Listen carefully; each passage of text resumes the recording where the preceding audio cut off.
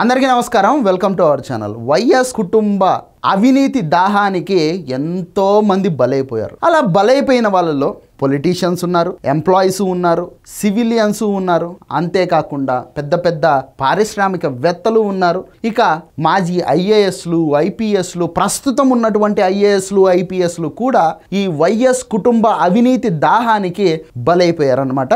ఇప్పుడు తాజాగా ధనుంజయ రెడ్డి వంతు రావడం జరిగింది. పాపం ఈ లిక్కర్ స్కామ్లో ఈ ధనుంజయ రెడ్డికి నోటీసులు పంపించారు సిట్ అధికారులు. ఇక ఈ ధనుంజయ రెడ్డి ఆల్రెడీ పరారీలో ఉన్నాడు. తప్పు చేయకపోతే ఎందుకు పరారవుతాడు? తప్పు చేశాడు కాబట్టే పరారీలో ఉన్నాడు అనమాట. దానికి సంబంధించి డీటెయిల్స్ ఏంటంటే, ఎక్స్ఐఏఎస్ విశ్రాంత ఉద్యోగి అయిన ధనుంజయ రెడ్డికి నోటీసులు పంపించారు సిట్ అధికారులు. Jagan OSD Krishnamohan Reddy, Bharathi cements director Govindappa బాలాజీకి కూడా నోటీసులు ఇవ్వడం జరిగింది సిట్ అధికారులు. వీరు ముగ్గురు మద్యం కుంభకోణం కేసులో కీలకమైనటువంటి నిందితులు. ముడుపులు వీరి ద్వారా జగన్మోహన్ రెడ్డికి చేరినట్టు రిమాండ్ రిపోర్ట్లో సిట్ అధికారులు ప్రస్తావించడం జరిగింది. వెంటనే ఈ ముఠా పరారైపోయింది. గత 15 రోజులుగా అజ్ఞాతంలోనే ఉన్నారు ఈ కృష్ణమోహన్ రెడ్డి, ధనుంజయ రెడ్డి, అలాగే గోవిందప్ప బాలాజీ కూడా. మద్యం కుంభకోణం కేసులో కీలక పరిణామం చోటు చేసుకుంది. మాజీ ముఖ్యమంత్రి వైఎస్ఆర్సీపీ అధినేత జగన్మోహన్ రెడ్డి అత్యంత సన్నిహితులైనటువంటి వ్యక్తులు సీఎంఓలో ఓఎస్డీగా పనిచేస్తున్నటువంటి కృష్ణమోహన్ రెడ్డి, అలాగే సీఎంఓలో మాజీ కార్యదర్శిగా కూడా పనిచేస్తున్నటువంటి ఐఏఎస్ అధికారి ధనుంజయ రెడ్డి, వీళ్ళకి సిట్ అధికారులు నోటీస్ పంపించారు. అంతేకాకుండా భారతీ సిమెంట్ డైరెక్టర్ గా ఉన్నటువంటి గోవిందప్ప బాలాజీకి కూడా సిట్ ఎంక్వైరీ నోటీసులు పంపించడం జరిగింది. ఈ నెల 11వ తేదీన విచారణకు హాజరు కావాలని చెప్పేసి స్పష్టంగా చెప్పడం జరిగింది. సిట్ అధికారులు కూడా జగన్మోహన్ రెడ్డిని ట్రోలింగ్ చేస్తా ఉన్నట్టు సోషల్ మీడియా మొత్తం మాట్లాడుకుంటా ఉన్నారు. ఎందుకంటే 11 నెంబర్కి జగన్మోహన్ రెడ్డి గారికి అవినాభావ సంబంధాలు ఉన్నటువంటి ఈ సమయంలో జగన్మోహన్ రెడ్డి గారిని సిట్ అధికారులు కావాలనే రెచ్చగొట్టడం కోసం 11వ తారీఖే ఎంక్వైరీకి పిలిచారు అని చెప్పేసి సోషల్ మీడియాలో మాట్లాడుకుంటా ఉన్నారు. సో దాని మీద మనం ఏమి కామెంట్స్ చేయాల్సినటువంటి అవసరం లేదు. కానీ వైసీపీ ప్రభుత్వ హయాంలో లిక్కర్ స్కామ్ చేసి ముడుపులు మొత్తం కొల్లగొట్టేందుకు వీలుగా మద్యం పాలసీని తయారు చేయడమే కాకుండా ఆ కుట్ర అమలు చేసేటందుకు అనుకూల అధికారుల నియామకంలో ఈ ధనుంజయ రెడ్డి కీలకమైనటువంటి పాత్రని పోషించడం జరిగింది. మద్యం సరఫరా కంపెనీలు, డిస్టిలరీల నుంచి ముడుపులు వసూలు చేయడము,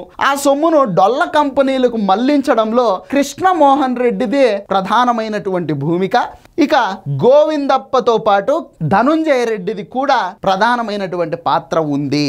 ముడుపులు ఎంత మొత్తం చెల్లించాలనే దానిపై ఈ ముగ్గురు తరచూ హైదరాబాదు, తాడేపల్లి ప్యాలెస్, ఈ మద్యం డిస్టిలరీలకు సంబంధించినటువంటి ఓనర్లందరినీ పిలిపించి వాళ్ళతో చర్చించి వాళ్ళను ఒప్పించి ఆ కమిషన్లని నెల వసూలు చేసేవాళ్ళనమాట. ఈ ముడుపుల సొత్తంతా రాజ్ కసిరెడ్డి వీరికి చేరవేస్తే వీరు దాన్ని జగన్మోహన్ రెడ్డికి పంపించేవారని ఇప్పటిదాకా అరెస్టులు అయినటువంటి నిందితులు ఎవరైతే ఉన్నారో వాళ్ళు వాంగ్మూలం ఇవ్వడం జరిగింది ఓపెన్ గా.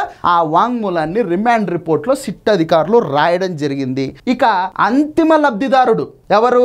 మన శ్రీమాన్ జగన్మోహన్ రెడ్డి గారు. అంతిమ లబ్ధిదారును తేల్చడమే లక్ష్యంగా సిట్ అధికారులు పనిచేస్తా ఉన్నారు. జగన్మోహన్ రెడ్డి సతీమణి భారతి తరఫున ఆర్థిక వ్యవహారాలన్నీ చూసేటటువంటి ఈ బాలాజీ గోవిందప్ప ఒక చార్టెడ్ అకౌంటెంట్, ఆయన సిఏ చేశారు.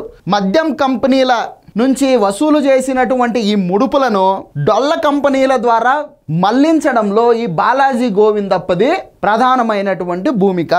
అతన్ని అదుపులోకి తీసుకొని విచారిస్తే ఆ ముడుపులు మొత్తం ఫైనల్గా ఎవరి జేబులోకి వెళ్ళాయి అనేది ఆధారాలతో సహా తేలుతుంది అని చెప్పేసి సిట్ అధికారులు నిర్ధారించుకొని వాళ్లకు నోటీసులు ఇవ్వడం జరిగింది.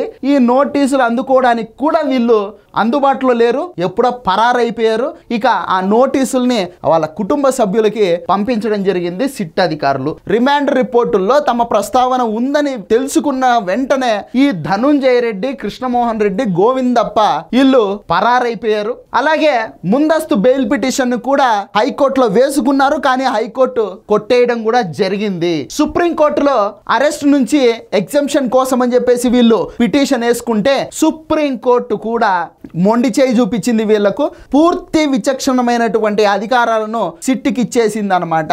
రాష్ట్ర హైకోర్టు ఏ నిర్ణయం తీసుకుంటుందో ఈ లిక్కర్ స్కామ్ కి సంబంధించి అదే ఫైనల్. మీరు పద్దాకులు సుప్రీంకోర్టు ఉంది కదా అని చెప్పేసి రావట్లేదు, ఆడనే హైకోర్టులోనే ఏమున్నా కూడా చూసుకోండి అని చెప్పేసి చెప్పడం జరిగింది అనమాట.